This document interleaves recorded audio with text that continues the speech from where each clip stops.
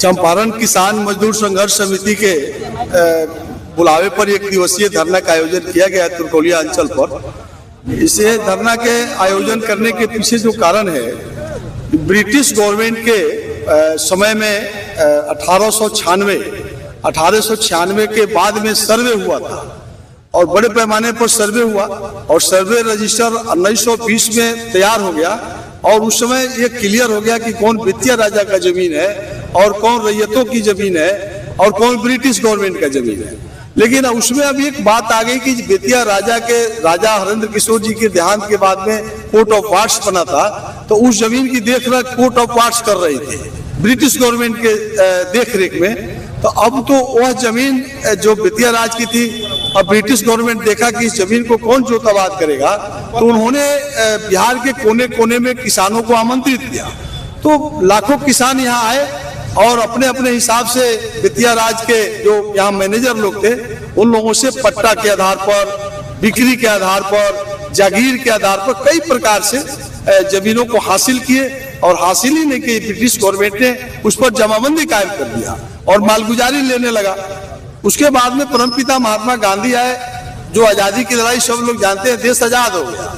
आजादी के बाद में जो भारत की कानून बन गई 1950 में, तो एक बुझारत कानून आया। उसके हिसाब से श्री कृष्ण सिंह बिहार के मुख्यमंत्री थे, उन्होंने प्रचार प्रसार करवाया कि जो ब्रिटिश गवर्नमेंट के समय में बेतिया राज के जो भी किसान जमीन जोताबाद कर रहे हैं, वो लोग अपना अपना ले आकर के कागज दिखाइए कि जो आप रसीद काटते थे। सब लोगों ने दिखाया और फिर से एक बार बिहार सरकार रजिस्टर 2 में उन सब किसानों के नाम को दर्ज करके रैयत घोषित कर दिया 1956 में। 1956 से हम लोग सब लोग रैयत घोषित हो गए। शांति पूर्वक सबको बेचना खरीदना, बेटी की शादी हो दुख सुख में कितना बार बेचाया, कितना बार खरीदाया। हम लोग आ रहे थे, एकाएक जो है बिहार सरकार के किसान यहाँ अखबारों में पढ़ा कि 15,000 एकड़ जमीन जो है बिहार सरकार जो है बेतिया राज की प्रॉपर्टी को सरकारी घोषित कर दिया। तो उसके बाद में हम लोग को बेचैनी हुई। हम लोगों ने जब इसका अध्ययन किया तो बेतिया राज की कुल प्रॉपर्टी 1,15,000 एकड़ है, जिसमें से 15,000 एकड़ जो है कह रहे हैं कि सरकारी घोषित हो गई। लेकिन ये शब्दों का मान है, भीतरी खेल है। जमीन की जमाबंदी और खरीद बिक्री पर रोक लगा दिया 1,15,000 पर और कह रहा है कि 15,000 एकड़ पर ही हम सरकार की घोषित कर रहे हैं। तो मेरा पहला डिमांड है कि बाकी 1 लाख को फ्री करिए, उसको क्यों आप रोके हुए हैं? और कहीं डीएम वगैरह से मांगा जा रहा है, सीओ से मांगा जा रहा है, कोई चिट्ठी इसका नहीं है, कोई कुछ मिल ही नहीं रहा है कागज, उसको आप क्यों रोके हुए हैं? इसलिए यहाँ का किसान जो है सुख में दुख में, बेटी की शादी में हम लोग उस जमीन को नहीं बेच पा रहे हैं। तो मेरा कहना है कि 15,000 एकड़ से अलग जो बेतिया राज की प्रॉपर्टी है, उसको पहला काम किया, आप फ्री कर दीजिए। दूसरा जो 15,000 एकड़ है, उसमें भी लाल बहादुर शास्त्री जब देश के प्रधानमंत्री थे, एक कानून बन गया, एडवर्स पोजीशन 30 साल जो जमीन जोताबाद करेगा उसकी जमाबंदी नहीं रद्द की जा सकती है। और दूसरा उन्होंने कानून लाया कि बहुत मालिक मजरुआ और मजरुआ जमीन देश में पड़ा हुआ है, तो उसको भी भूमिगत पर्चा के रूप में किसानों को बांट दिया जाए, और नहीं तो जमीन बंजर हो जाएगा। क्या मांग है? तो यही मांग है। तो अब उस धरना का उद्देश्य है कि 1 लाख एकड़ जो जमीन किसानों को जो रोक सूची से बाहर होना चाहिए, उस पर क्यों रोक सूची लगाया गया? आप 15,000 एकड़ पर लगाए हैं, पहले उसको रोकिए, लेकिन बाकी को तो फ्री कर दीजिए। एक डिमांड ये है। लेकिन 15,000 एकड़ में भी हमारा ये है कि 70-71 में उसकी भी जमाबंदी कायम है, उसको आप किस आधार पर रद्द कर दिए? ना कोई सूचना दे रहे हैं, ना कोई नोटिस दे रहा है, ना कहीं कोई आप प्रचार प्रसार करवा रहे हैं।